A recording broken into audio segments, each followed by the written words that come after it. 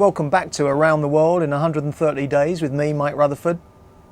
Join me on the rest of my journey. The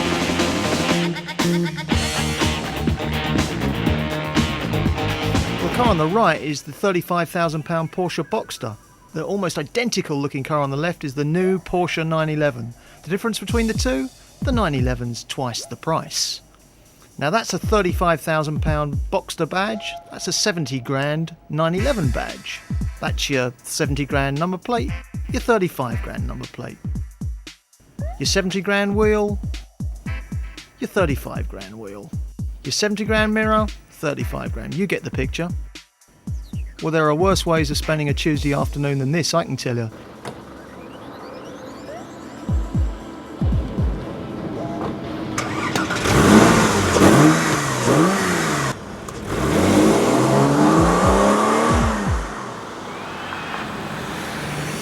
At the wheel of the car, it's much more refined, less agricultural than the old shape 911, but for me a little bit too smooth. It needs to be brought back to basics a bit more, but for £70,000, great value for money, and you'd be amazed the scumbags that are interested in it. If you're going to nick a lorry, make sure it's full of £500,000 worth of Porsche 911s.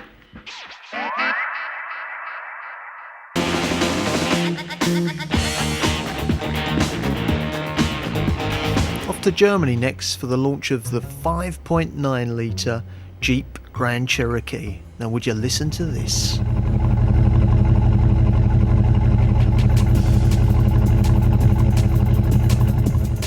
Now the V8 5.9 is effectively the Viper of Jeeps, the most powerful off-roader in the world.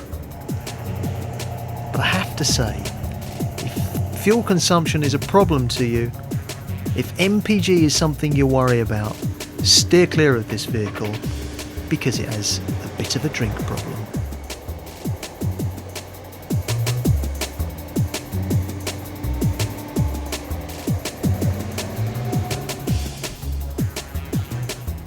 But it's the ultimate. Four-wheel drive vehicles don't come any better and any thirstier than this.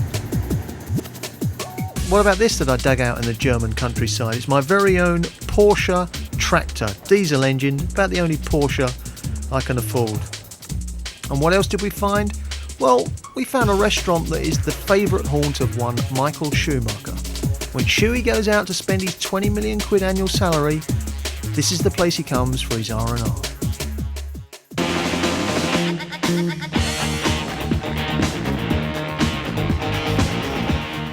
Well, it's almost midday, it's still darkness outside, and the reason for that is that we're up on the North Arctic Circle in the most unhospitable terrain I think you'd ever find. And the reason we're here is that Volvo have given us the keys to this car. Been all over the world, these boots.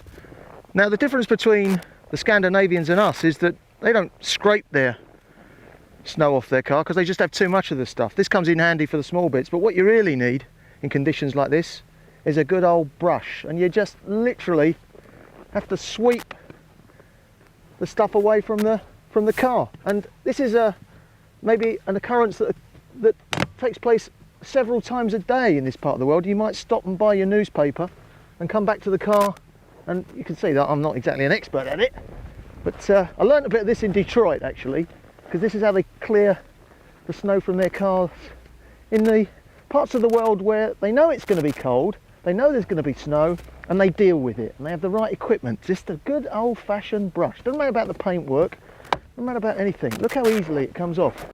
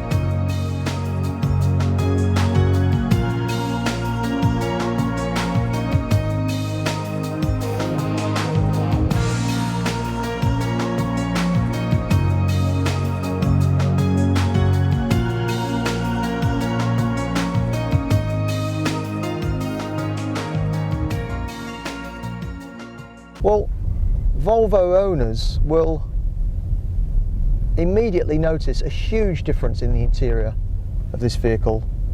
It's much better than the old vehicle. It's much rounder, it's much more modern, it's much more 90s, but it's still very familiar, and it's evolutionary rather than revolutionary, and I don't think that's a bad thing, because generally speaking, as one of our colleagues flies past us at approximately 100 kilometers an hour on a road that says 60, on a road where we're told the Norwegian police are out to get us, and on a road, incidentally, that is -5 degrees, very icy, very slippery, and even in this four-wheel drive vehicle. Feel that? Well, you didn't. I did. That tail end was having a little wiggle then, and he's just gone past 100 k's an hour. It's up to him. He must be a German. Anyway, because we are actually here with the press from around the world, and again, that says something, I think, for Volvo, that they've got the confidence to actually say to journalists from all over the world, come to these conditions, and a lot of people are not used to these conditions, and put the car through its paces. You know, it's the old story. You make them, or we make them, say Volvo, you try and break them, and you'd have a job breaking a car like this, let me tell you, unless you put it into the side of that mountain there.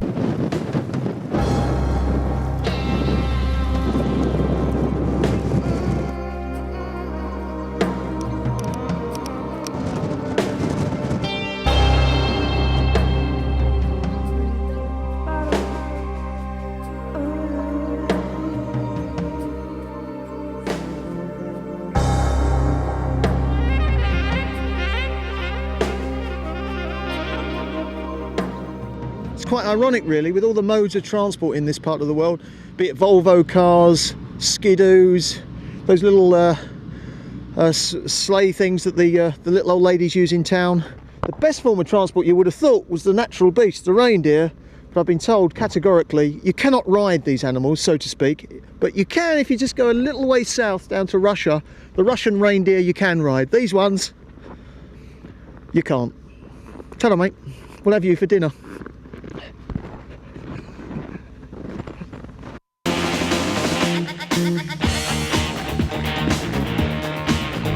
Well, this is France, and this is where I play at being a race driver for the day.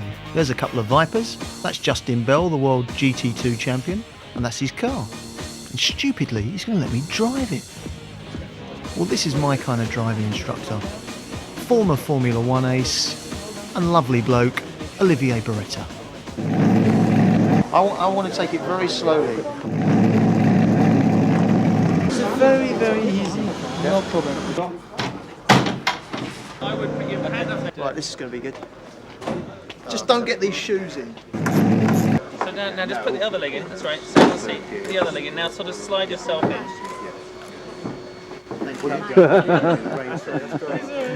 I must have childbearing hips. Thin as a reed. Oliver Reed. Oliver. Wait, you're in. You look the part. In fact, we should probably stop it right now. Stop the tape and get you out. Can I ask a question? Because Yeah. I was listening last time. Is there an emergency sort of cut-off button? Okay, so. You sure about this? This was your idea, Ravane. Yeah, normally. Look, it's art, You've mate. seen me in the mall do this, haven't you? Wait until I get in the car. I'm getting this. Yeah. It's actually, his stomach isn't quite as big as his chin.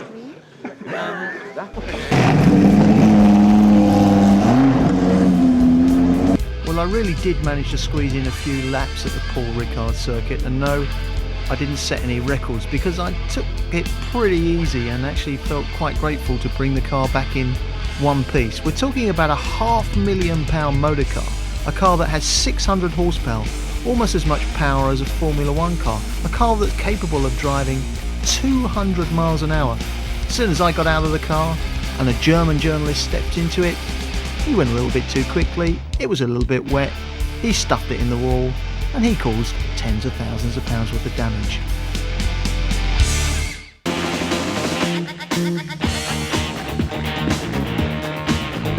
Wednesday must be Japan, I think. Yeah, we're here for the 32nd Tokyo Motor Show, here in the craziest 24-hour city on earth.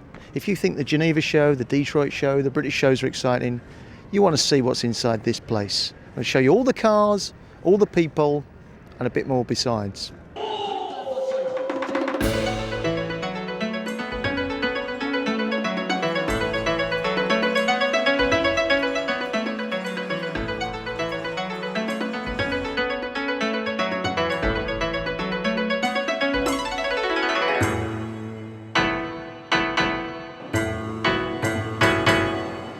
An awful lot of noise here on the BMW stand, not only from the music, but from this fabulous looking car. If you're old enough to remember, as I am, the 507 from the 50s, that car made so famous by people like John Surtees, you'll see this is a natural development of that car. This is cleverly called the Z07, kind of in keeping with the theme of modern day BMW Sportsters. It's available here at the Tokyo Motor Show. It's not gone into production, sadly, and a decision has yet to be made on that score. We don't know if this car will be built. The other great thing about it, it's also available with an optional hardtop. If they got any sense, they'll put it into production tomorrow.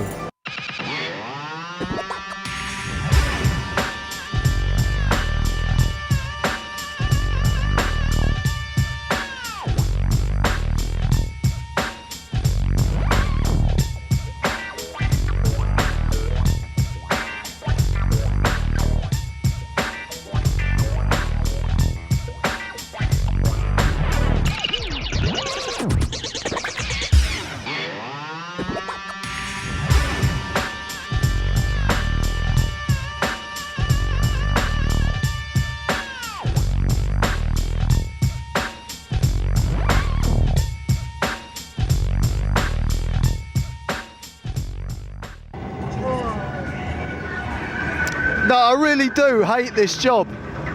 I really hate this job.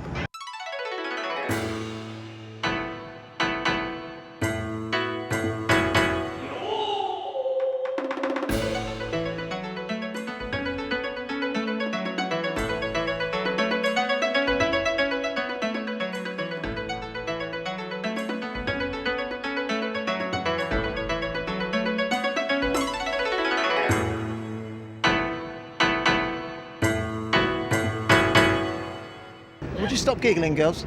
That's your lot. That's your 32nd Tokyo International Motor Show, and I'm stuttering a bit, and as you can see, it's been all work. Work, work, work, work, bloody work. And I've actually had a word with a little translator around here, and he's had a word with the girls, and you can imagine the sort of questions I've been asking of these ladies through the interpreter.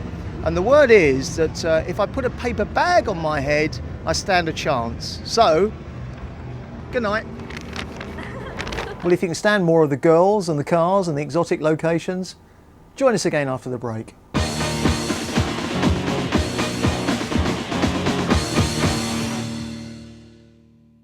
Well, join me on the last leg of my journey, my 130 days around the motoring world. They placed the officer and laughed. They told me I was going abroad, and then they said you're going to Outer Mongolia, Gobi Desert, that sort of thing. I'm not, am I?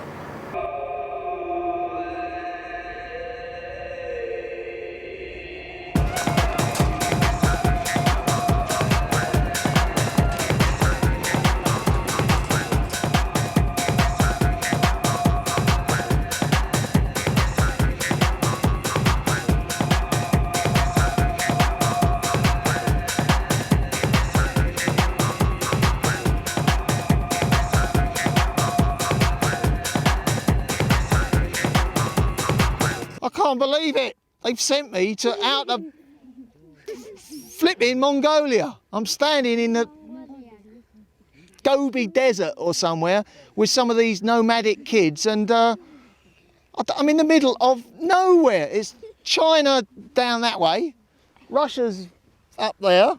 We've got communist, you shut up, communist North Korea over there. And what's that way? Uzbekistan or somewhere, isn't it? What the hell's going on?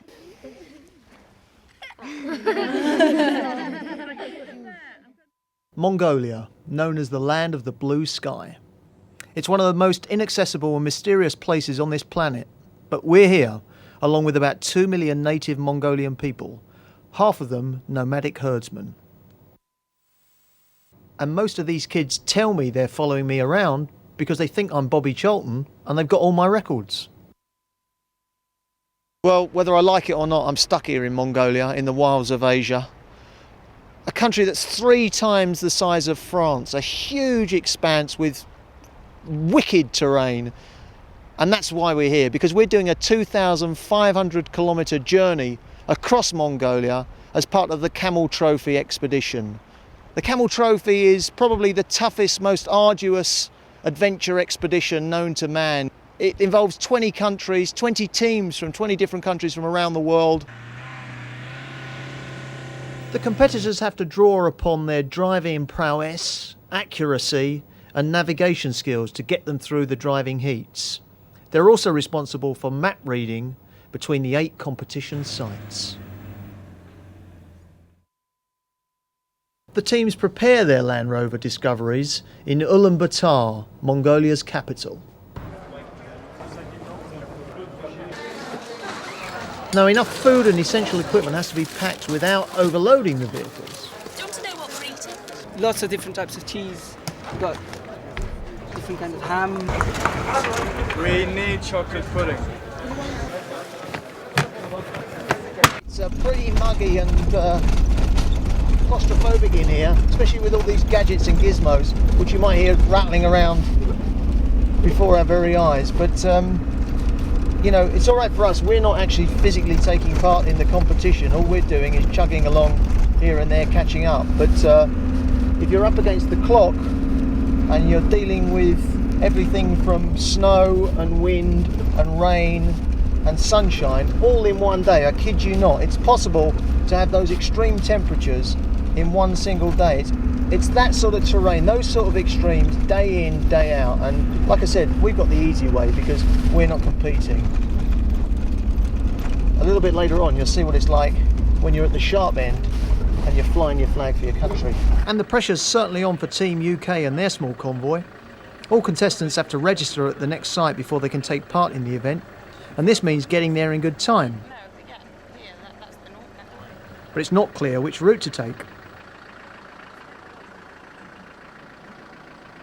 Now, quick fuel break and they realise that they're lost and in the middle of nowhere. And as most Mongolians tend to leave their country and live overseas, there aren't exactly too many people around who will give directions. I know it's backtracking, but we've messed up, yeah? So if we go back to the road, we shoot along the road, the way we went, we drive till it's dark, we pitch a tent and go. Yes. Yeah, sleep, we get up in the morning and we get to the campsite, yeah?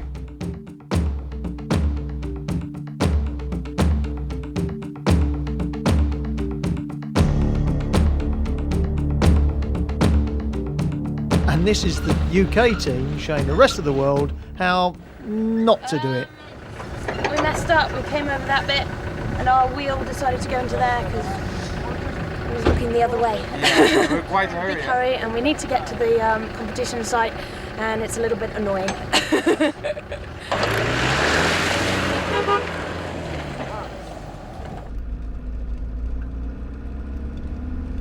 Well, you know, you might ask, what's the point in all this? There's a very good reason, apart from the competition element and the fun element for the contestants and the international camaraderie and competition. There's a very important side to all this, and that's the testing that effectively goes on Land Rover Discoveries when they're on this event. We've got out there dozens of vehicles, we're in one of them right now, going through the harshest terrain that the world can offer in a very short period of time, over a hell of a lot of miles. And Land Rover, of course, learn lessons from some of the things that go on in events like this. The theory is that if these discoveries are tough enough to cope with Mongolia's hellish permafrosted terra firma, they should also be good enough for you to drive down to the supermarket.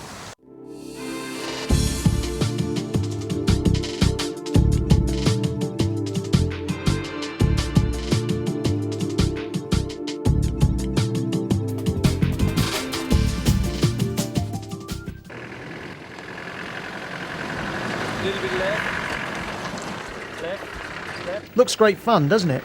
But this sort of off-roading is harder work than it looks.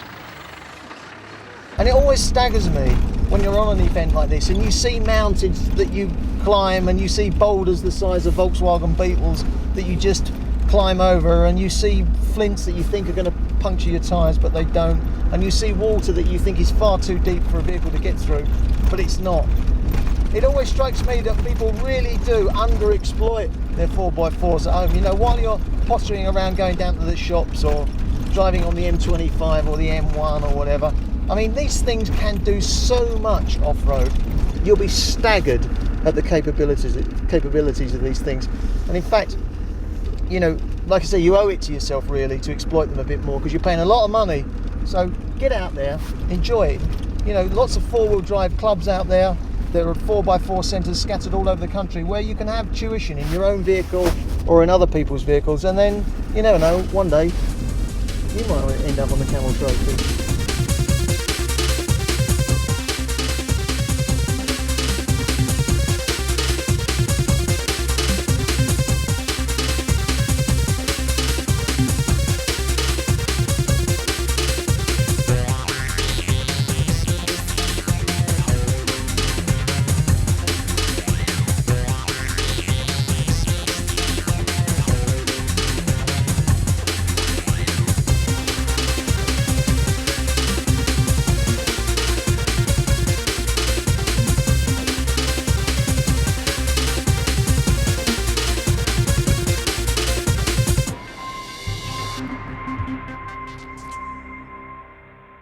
Well, that's it. 4 months away from home.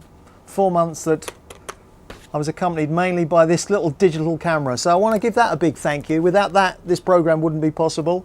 And without the help from various car companies, this program wouldn't have been possible either. In particular, we really must give a big thank you to companies like Chrysler, Honda, Daewoo, Hyundai, Volvo. All those companies pulled out all the stops to help us throughout the year, bring you some of the footage that you've seen over the last 12 months. Citroen is another one that springs to mind. There's plenty more of the same, so join us next week from the Detroit Motor Show, and after that we'll be coming to you from LA, from the North Arctic Circle, and plenty of other places besides.